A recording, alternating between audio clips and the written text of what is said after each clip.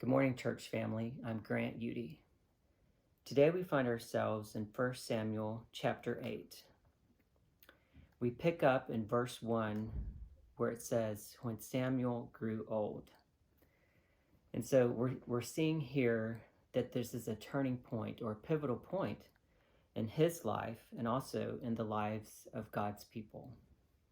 As you read this chapter, I want you to realize there's a major theme, and that theme is that God desires to provide and lead his people, and that often there's a conflict because many times his people, and we included, feel dissatisfied with God's provision, or we feel dissatisfied with the manner in which he provides for us.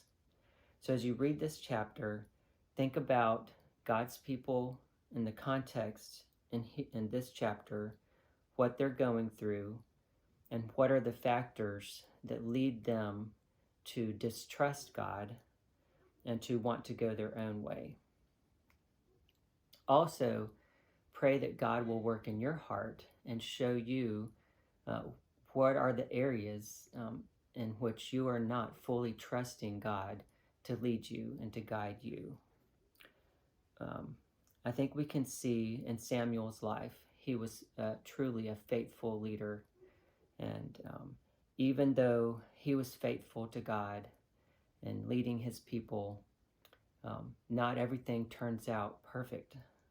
Even his own children, we see, follow after their own ways, and they turn away from God. And eventually, God's people, they make a choice in this chapter to turn away from what God wants for them. I do see there's silver lining in all of this, that God, even though his people may stray away, he still finds a way to bring them back. And ultimately, through this decision that his people made to seek a king for their own, God does eventually, through that kingdom and through the kings that he allows them to have, he brings about salvation through Jesus Christ. So my hope and my prayer is that you will desire for God's provision and for him to provide it in the way that he sees fit in your life. Have a good day.